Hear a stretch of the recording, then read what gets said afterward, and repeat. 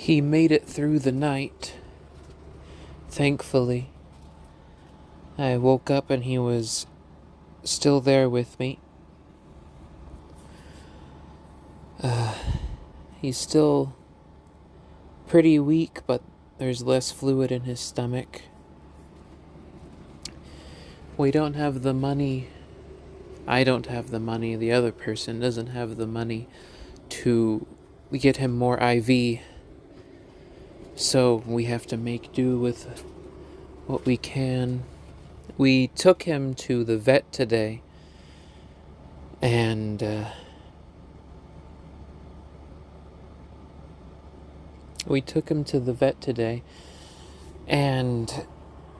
once again, it's so irritating. But this time, the vet kept telling us more of like, there's hope.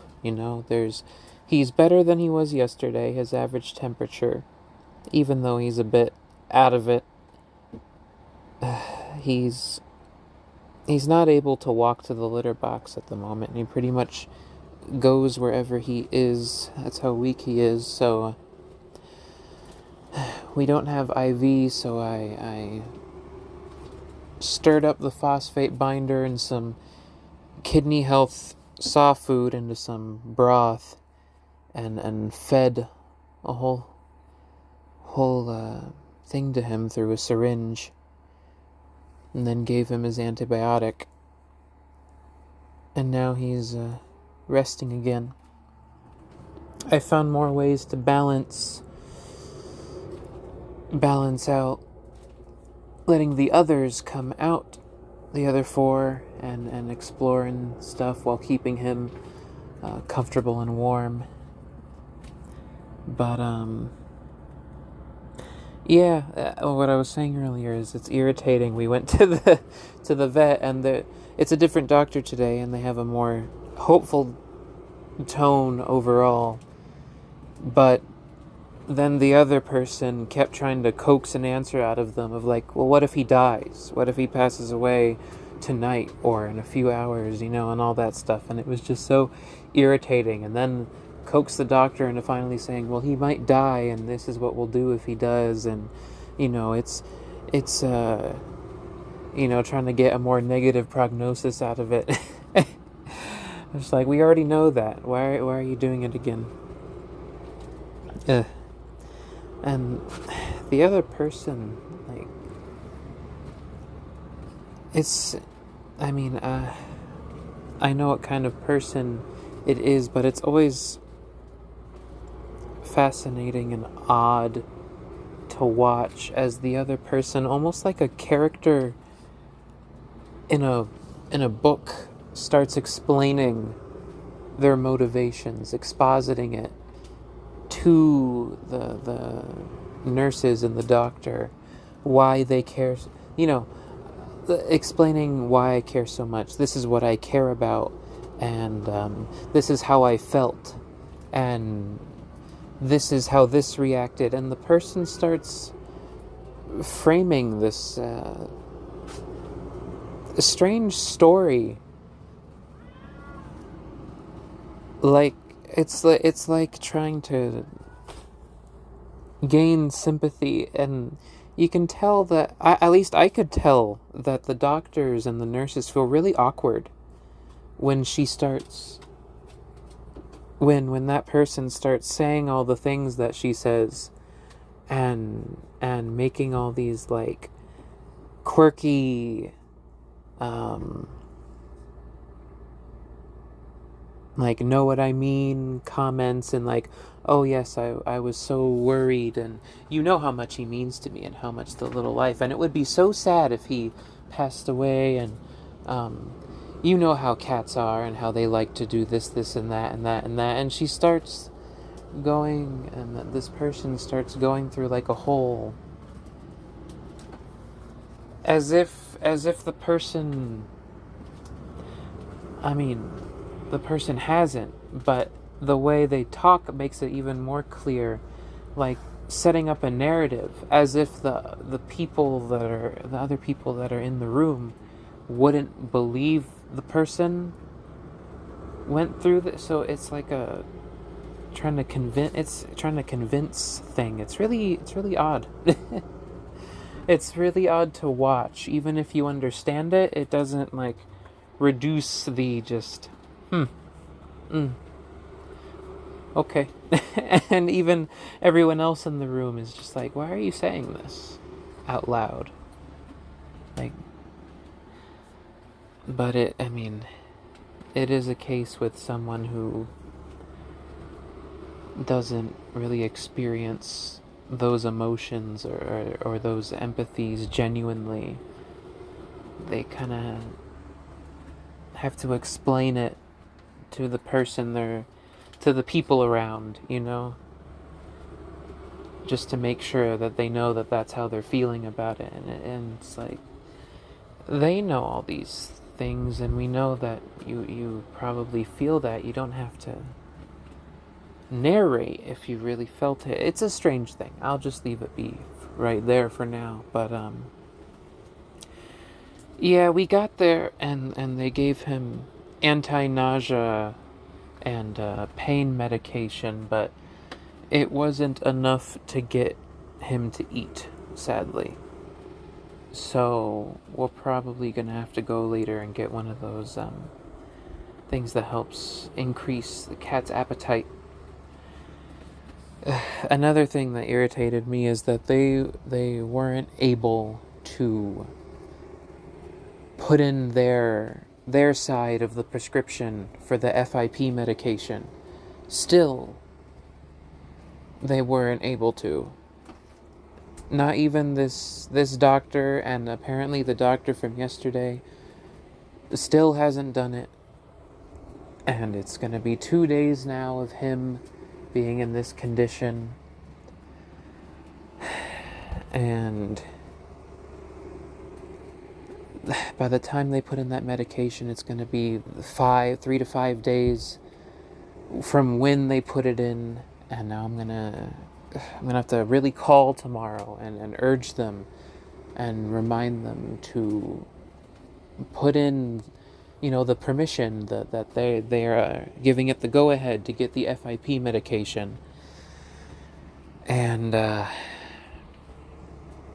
yeah, so that's gonna happen, hopefully. Try to make sure that it happens. In the meantime, I'm hand feeding him, keeping him warm, keeping him in little beds. Thankfully I've got a peptide spray, one of those special sprays that helps to break down cat pee. So that's been coming in handy, eliminating any smells or anything like that before it happens. But yeah. In the meantime, I've been searching for that remote second job. I found something today that does about $26, $27 an hour, which I thought was really, really good. But it's I'm just used to getting rejected or completely ignored on these job applications. It's for something to do with social media and posting and graphic design and creating content and managing accounts and looking at analytics and stuff like that, which I very much can do, but I don't know if I'm gonna get hired for it. Having a job like that would be more than enough to, because the other person is making it clear that they just want to get rid of all payment responsibility for all of this place, They abandoned, jumped ship, left us here, and now is looking to get me to take over the full payments for everything. So in the meantime, I'm also looking for a second job at the same time. Something else that can cover, because the minimum is $2,000. The minimum is $2,000 a month for every expense, and that's not including things like gas. But I don't even have a car yet. I don't have a car.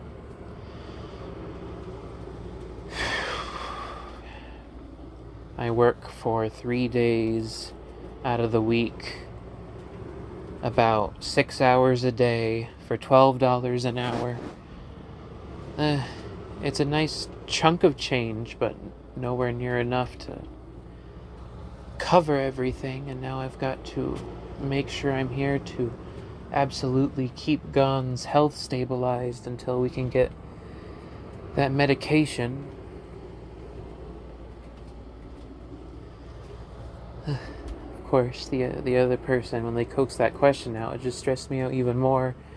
Like, alright, another night of hoping that I wake up and he's still alive. That Gon is still alive when I wake up the next morning.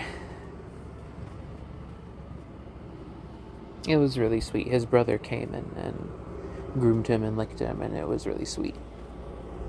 But, and the others are all good. They're all very good. But,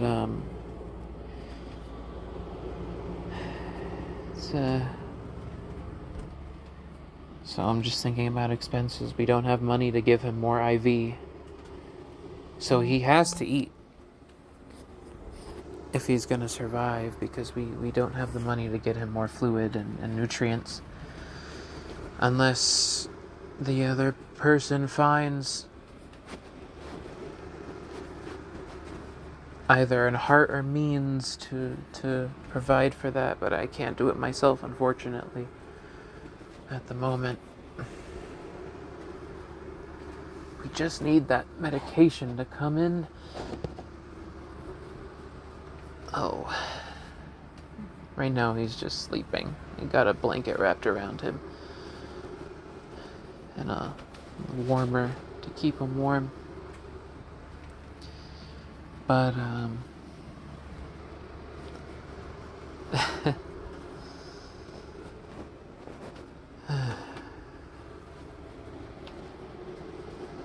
need my other job to be at home so I can keep looking after them all. And just for my own health in general. Just my own health.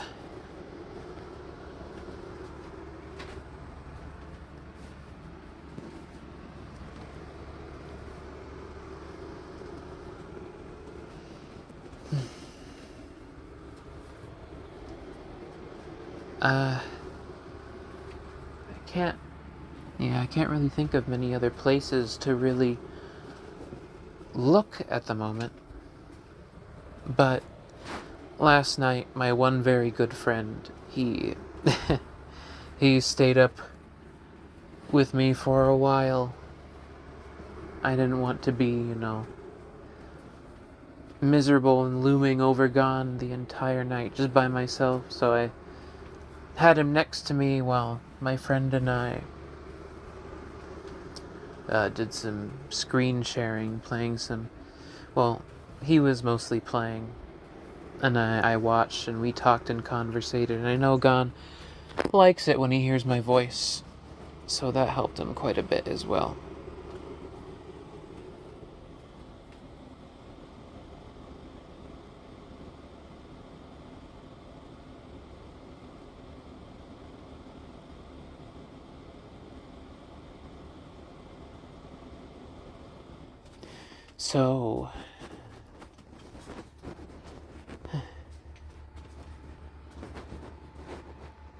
So that was a great help. And we even watched an episode of TV show. We watched an episode of Dragon Ball Daima. We're on episode 5 now. And I gotta say, the pacing of that show is really weird. It's taking its time, but in the weirdest way possible, where it doesn't feel like it's really doing much. It's kind of got cutscene pacing, where it feels like there's supposed to be gameplay, or some other element that's providing the in-betweens, or the substance in between scenes. But the actual show itself, the pacing is really strange. It's not very tightened up. There's a lot of really cool ideas, though, I'd say. It's just there are some parts where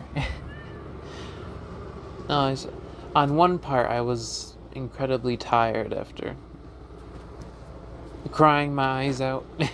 I'm still not sure if I'm embarrassed or not that I did that, but trying to be confident in that journal and just leave it be. Saw a nice comment too. I try not to overthink these journals, and I try not to look at, like, because, when you upload it, you're naturally going to see numbers. Like, how many people have viewed this? How many people have looked at it? How many likes? And I try not to look at that, because that's not what this is for. This is just for me to have a place to talk to myself and be a journal, but without having to sit down and write for a while. It's faster than writing, even though there's less editing, so it's a little sloppier. But at the same time, I prefer doing it like this. But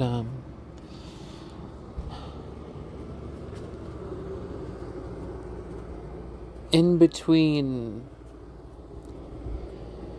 looking for, a second job that's remote, in between the pressure of having to look for a vehicle, in between the pressure of Gon's health, and in between the pressure of being pressured into signing up for one of those buses that drive you back and forth to work. The other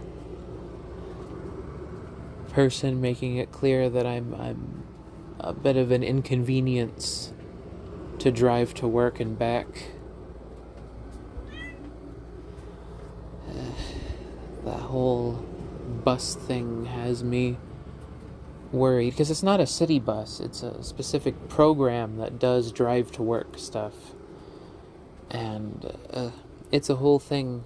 But I can't actually, right now I can't even think about it until I get a pay stub. I haven't been paid yet, so figuring that out. But now that I thought about that gives me some time. But in between all these pressures and taking care of the house, in between all these pressures, well, I wouldn't consider taking care of the house. That's what you gotta do to keep the place livable. But in between all of these, I want to find some time to write something proper. Just something creative.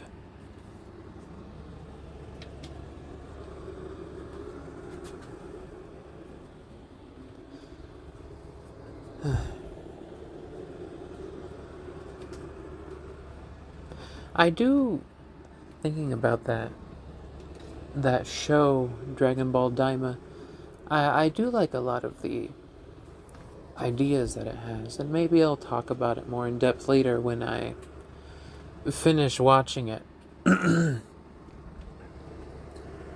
But I do like a lot of the ideas it presents in general, but I think that Goku's character is a little obnoxious. It's a little irritating. And my friend and I talked about today, and I talked about this, how dull of a character that Shin is. The guy with the pink skin and the white spiky hair and the kind of like pointed outfit with the red outline. He's really dull. We have a show going on with two straight men. You have the character of Glorio and you have the character of Shin, and neither of them have any real pushback for Goku. So Goku's doing his antics, and he's the goofy one, and they're mostly just standing around watching him do his thing and then getting involved for a hit or two. But they really don't provide any interaction or interesting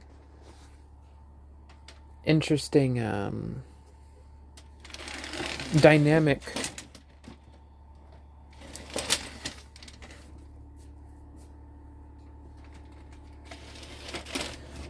Any interesting dynamic for Goku. And I was talking with my friend about how Shin is even less than a side character. He's like a side character to side characters. He's like, in a chemical reaction, he's water, and nothing reacts with him. He's white space. He neither adds nor subtracts anything. His presence is like a vacuum.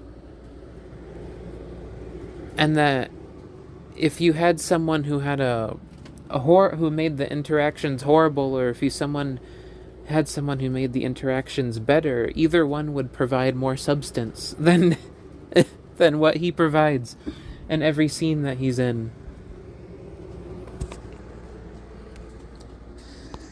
And it's the like there are some odd things in Daima, and there are some things where I'm thinking to myself, like, okay, this isn't a particularly good way to go about this, or this could be improved. I see the potential, and we'll come up with, like, okay, yeah, they could have done it like that, and that might have, or this motivation's a little odd, or what? Not sure about that. In between the things we like, there are parts that are like, I'm not quite sure about that. But Shin is the only thing that I feel like is an actual mistake, like a real proper miscalculation. Like, I know if it were me, I wouldn't come up with a way to make him work. I would just remove him from the role that they put him in entirely, and just have him go somewhere else, or continue his role. I wrote it down. He is water that doesn't react with anything. The space he occupies is just a vacuum. Shin is like white space. There are passive characters, and then there is Shin, who spends most of his time watching people progress the story. Yeah. He doesn't really add anything.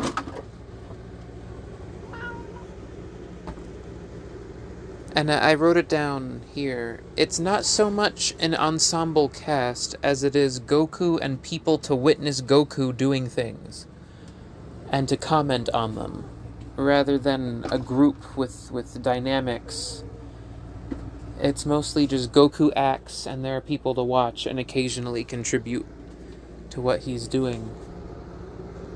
Versus what I've seen of original Dragon Ball. He had other personalities that influenced the shape of the journey, and that, it wasn't it wasn't solely his decisions taking control of everything, and everyone's agency kind of informed what was going on. Whereas with what I've seen with Daima so far, up to episode 5, there's really none of that going on, for the most part. It's just kind of like set piece to set piece. Some scenes are a little too long, some too short.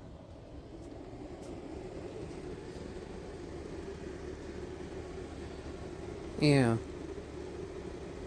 2 straight men and no strong personalities. Everyone who gives Goku pushback isn't here. Goku has no one to play off of. Shin is too polite to do anything, and Goku walks all over him.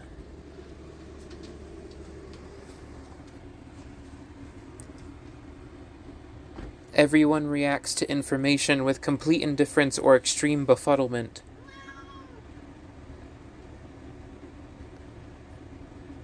With no other kinds of interactions or reactions to information. Everyone reacts either one of 2 ways. Some scenes have a little more than they need to have. Yeah. But some things I do like is I do really like... I like the setting. I do like the setting, and I do rather like mainly the world aspect of it. Mainly the world aspect of the whole thing. The whole concept of this other realm, and then there's an alternate dimension just full of like warping fish, and you have to use that to get into the other realm, and it's like this alternate space with its own society inside of it, and they got their own thing going on. And they've got these 3 separate dimensions and their own Dragon Balls too. I like the concept of the 3 Guardians with the Dragon Balls embedded in them.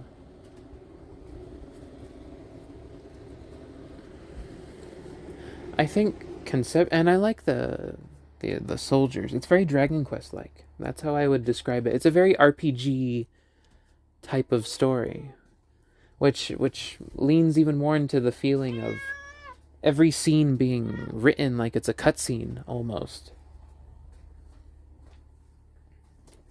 Like one main point, and then just sort of on to the next scene, a small set piece.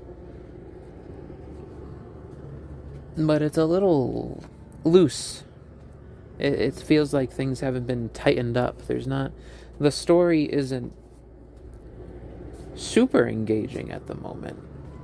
It's just kind of slow paced. It feels like a lot of what is accomplished in 5 episodes probably could have been cut down and accomplished in 3.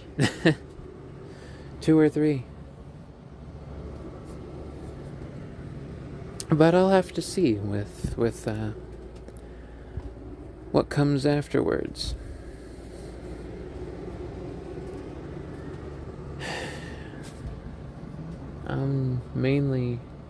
Besides all that, I'm mainly just worried about the medication getting here on time, and the constant vigilance over making sure that Gon wakes up every morning and makes it through the next day, trying to get him to eat.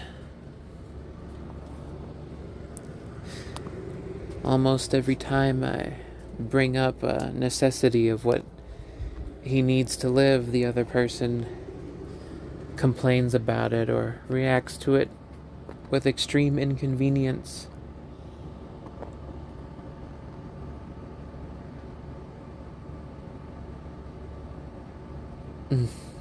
But so far, it's managed that they've come around and are keeping him alive, you know. The doctor described it as his health is something called like a guarded point with his health, that it's a tipping point. It could go either way. And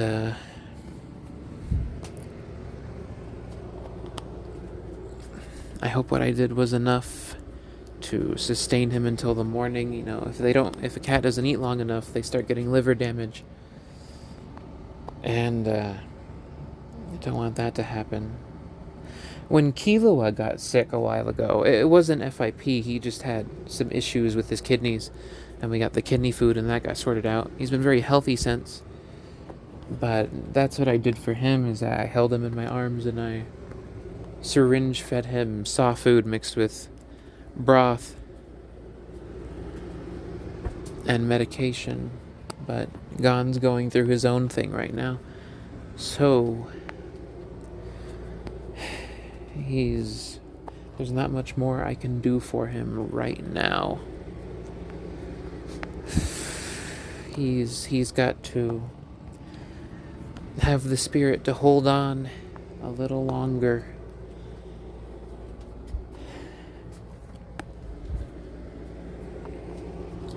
I'll probably feed him again before I go to bed. Try and keep him going until that medicine gets here.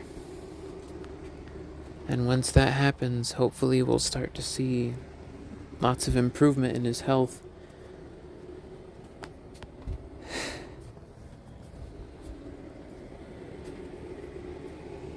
I have neighbors, but I have no idea how to ask them for help. I don't live in the traditional living, what's the word? Conditions. It's unique enough that it causes its own problems,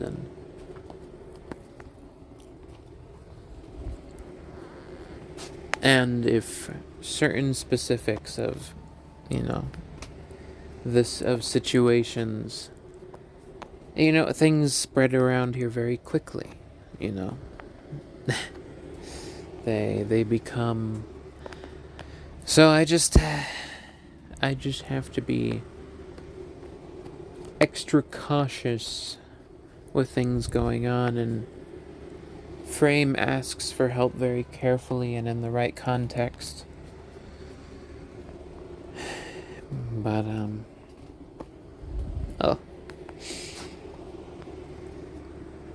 I saw something today of someone who found this is something I mentioned before in another journal, but the way I just sort of go from group to group, and I've never found friends, I'm always kind of the one on the outside, interrupting the usual dynamic rather than enhancing it, or being a part of it. So just tend to be by myself. And I saw this amazing post today of someone who found people where they could stay being their friends, and their friends would come to their things even if it wasn't something they were personally interested in. They just wanted to go support and see their friend, and that was amazing. I imagine what that would be like.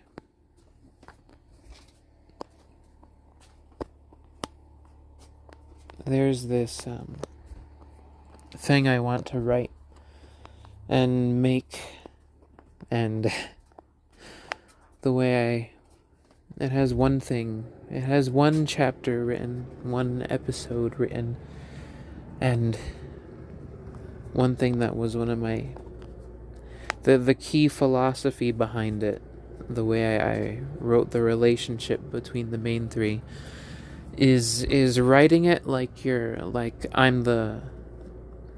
because this is, what I have been through, is writing it like I'm watching a group of friends at another table.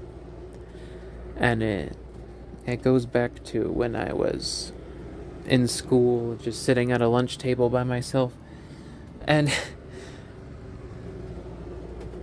I wonder, there is a negative experience of having people around, and I would say that's mostly what I've had, where the indifference and the sheer thing of being around other people who will just ignore you and or just have absolutely no interest and show actively no interest in anything you're doing or saying, or just like disengaging, or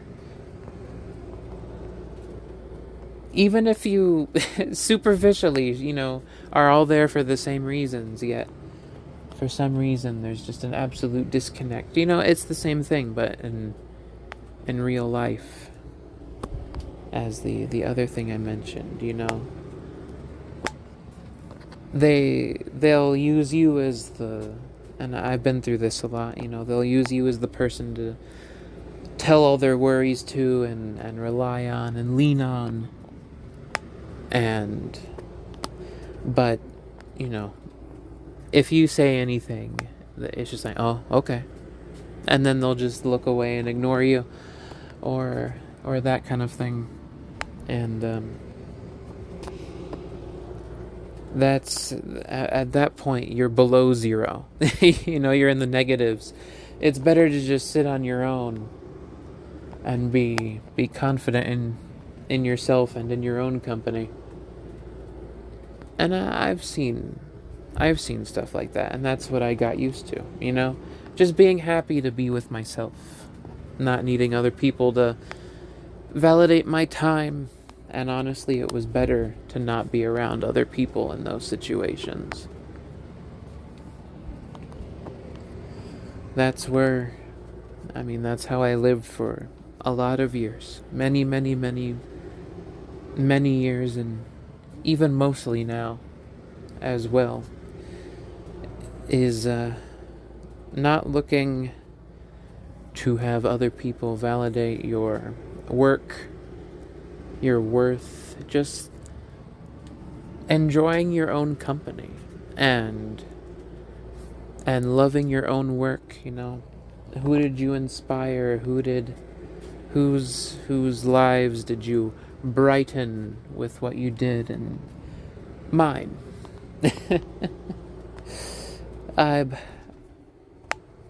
I'm fine to be my greatest enjoyer and fan and support if I have to be.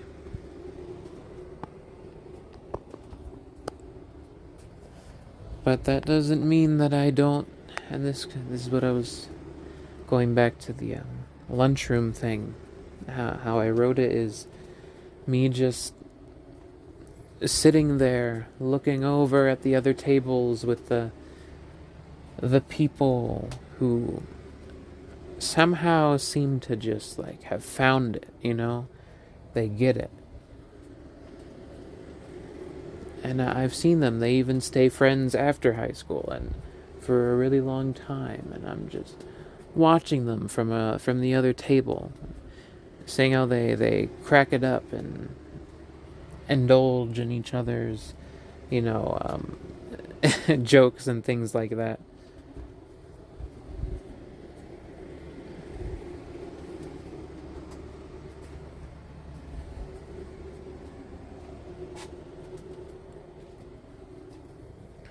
But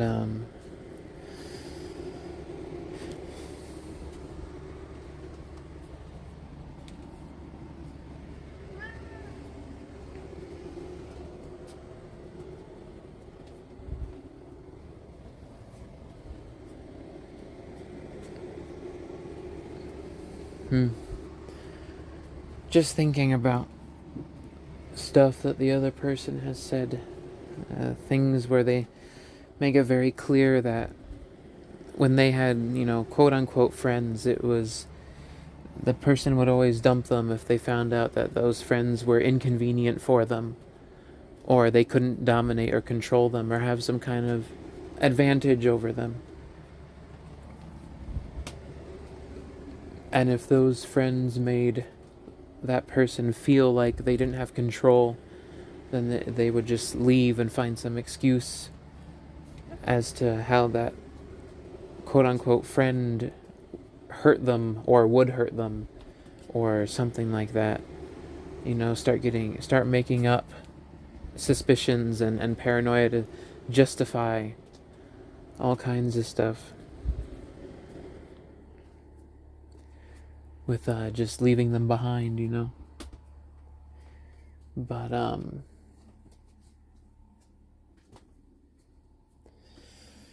thinking about it, I don't want to be like that in the slightest.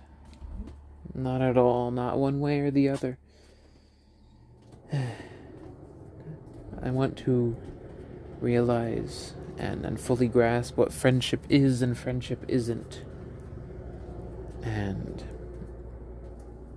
the addition it makes to one's life. Because that's kind of how it's turned out for me, is that some people lean on friendship as the support pillar of their entire life, whereas the way I've come up, friendship is additional, accessory. But for the most part, the way my life has been, if I don't care, there's no one who will care for me. There's no one who's going to wonder why I stopped, or why I let it go, or,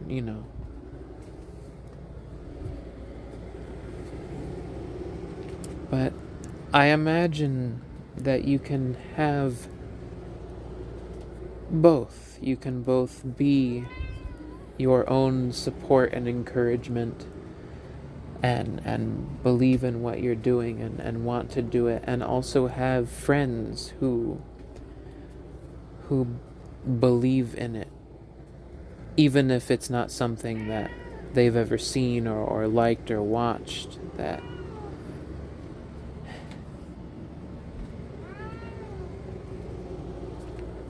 I've always wondered what it's like to have go out of your way friends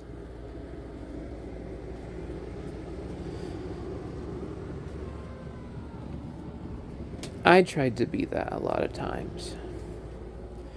I tried to be the kind of friend that I always wished and prayed and wanted that I could have. But when it's with people who, like, you're not, it's like pouring water down an endless hole, and you're never going to see that again. It's all your energy going into a black hole, a vacuum, and there's just no point in doing it. But, that was related to me being taught a lot of habits related to self-neglect and unhealthy self-sacrifice.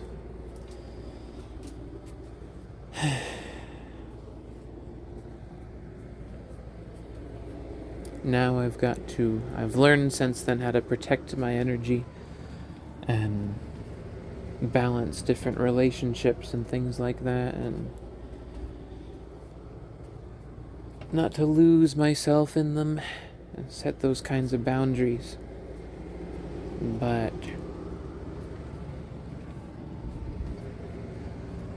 that healthy thing would be nice. That healthy version would be excellent. I look forward to maybe one day having something like that.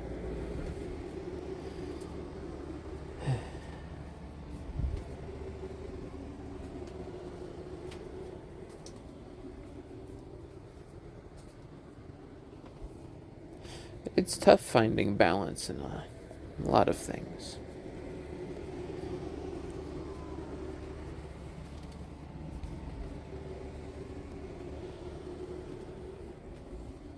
But I thought it was really beautiful to see. And I guess even now not much has changed. I mean, look at me now talking about this random post I saw of another person and the friends they found, I'm still the person sitting by themselves at their own lunchroom table, staring across at the other lunchroom table and writing a story in my head based on what I'm seeing. Trying to capture that feeling.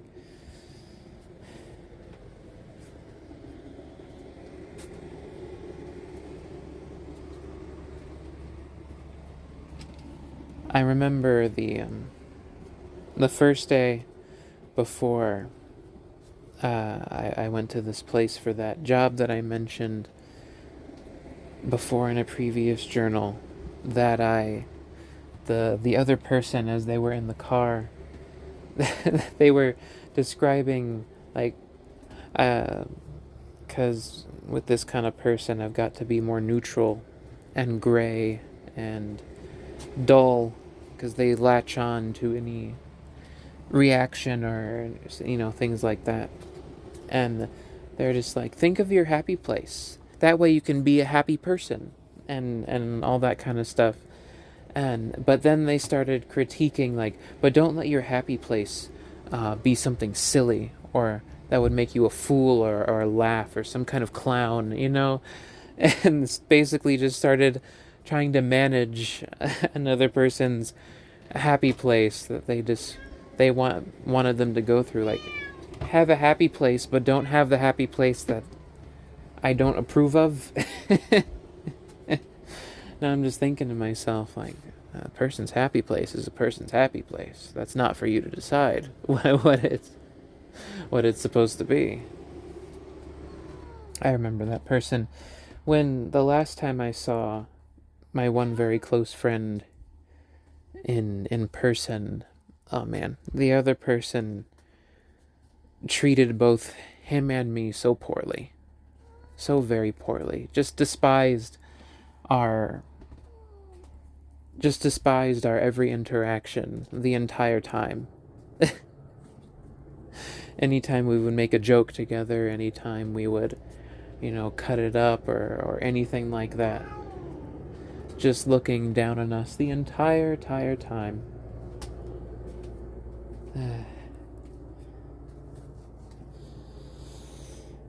So, I mean, that's not confusing at all why that person would say something like that.